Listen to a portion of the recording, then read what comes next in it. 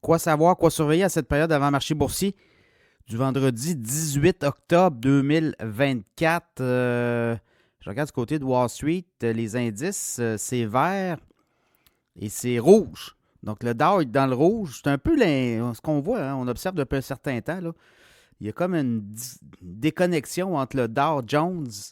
Souvent, le Dow Jones va être dans le vert et le S&P ou le Nasdaq vont être dans le rouge.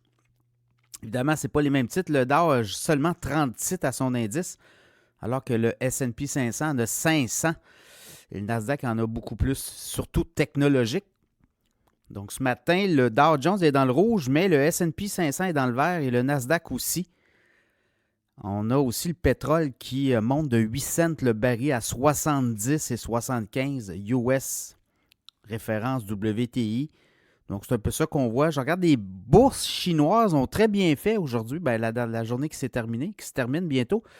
Dans leur cas, il y a un écart. Et je regarde le Nikkei au Japon, monte même pas beaucoup, là, 70 points. En Europe, 1,2 points de hausse, le stock 600.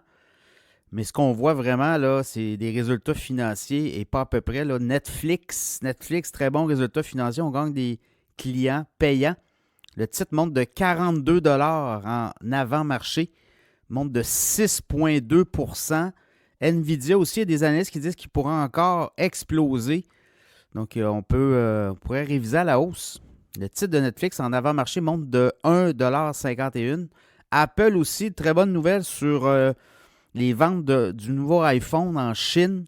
Le titre d'Apple monte de 4,60 à 236,75 au moment où je vous parle. Donc, ça va être à suivre aujourd'hui de ce côté-là. Les autres nouvelles, j'ai eu Procter Gamble. On a des résultats financiers. Les profits sont bons, mais je regarde les revenus, là, notamment de la Chine, ça a baissé. Donc, le titre pourra se faire brasser. Ça va être à suivre. On a American Express aussi qui va avoir des résultats aujourd'hui. Donc, encore une flopée de résultats qui vont tomber. CVS, les pharmacies CVS là, qui remplacent son CEO. Les actions de CVS prennent la tasse. Là, je voyais en avant-marché, ça baisse d'à peu près. After Hours, ouais, c'est ça. Ça baisse de quasiment 10%. Là. Donc, on est très déçus aussi des ventes. Puis là, on va remplacer le CEO. Donc, ça c'est une belle mesure là, pour essayer d'atténuer la grogne des investisseurs, des actionnaires. Donc, ça va être à suivre là aussi. Donc, c'est un peu ça. Du côté canadien, là, il y a encore des économistes qui sortent pour dire que la semaine prochaine, la Banque du Canada pourrait baisser son taux directeur de 50 points de base. Là, c'est des économistes. Il y a Stéphane Marion de la Banque nationale et il y a d'autres économistes qui sortent notamment là-dessus. Donc, ça va être à suivre. D'autres résultats à venir. Donc, peut-être une journée quand même foisonnante, on va dire ça comme ça.